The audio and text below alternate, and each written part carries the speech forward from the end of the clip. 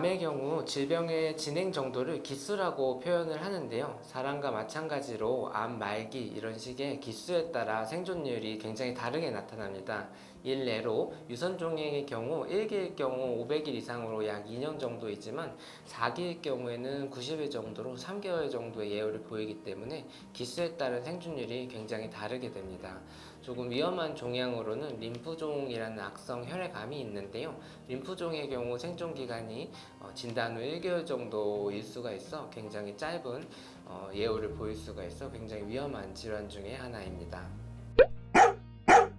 암 치료 기간은 종양마다 기수에 따라 가장 잘 듣는 항암 프로토콜 등이 정해져 있는데요. 이 프로토콜 등에 따라 굉장히 치료 기간이 달라질 수 있습니다. 일례로 주사 항암을 하는 경우는 일반적으로 2에서 3주마다 항암 주사를 맞게 되고 이러한 과정을 6사이클 정도를 거쳐 재평가를 해서 계속 할지 중단할지 저희가 결정을 하게 되는데요. 이런 과정을 거치게 되면 보통 3개월에서 6개월 정도의 항암 치료 기간을 가지게 됩니다.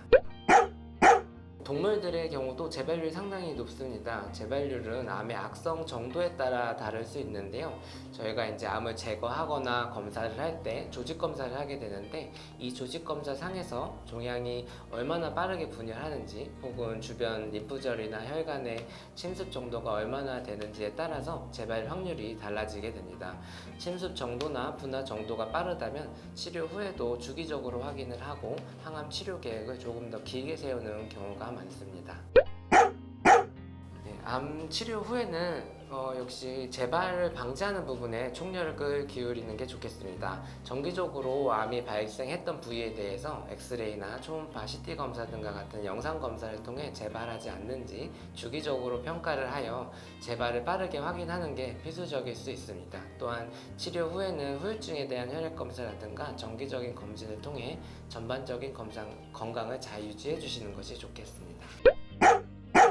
대략적인 항암 비용의 경우 1회 주사 처치 시 검사 비용을 포함해서 약 20에서 30만 원 정도의 비용이 발생하게 되며 6회 정도 이상의 항암 처치를 할 수 있습니다. 가장 긴 항암 프로토콜을 가지는 림프종의 경우 총 16번의 항암 치료를 하게 되어 대략적인 비용이 400에서 500만 원 정도 비용이 많이 발생할 수 있습니다.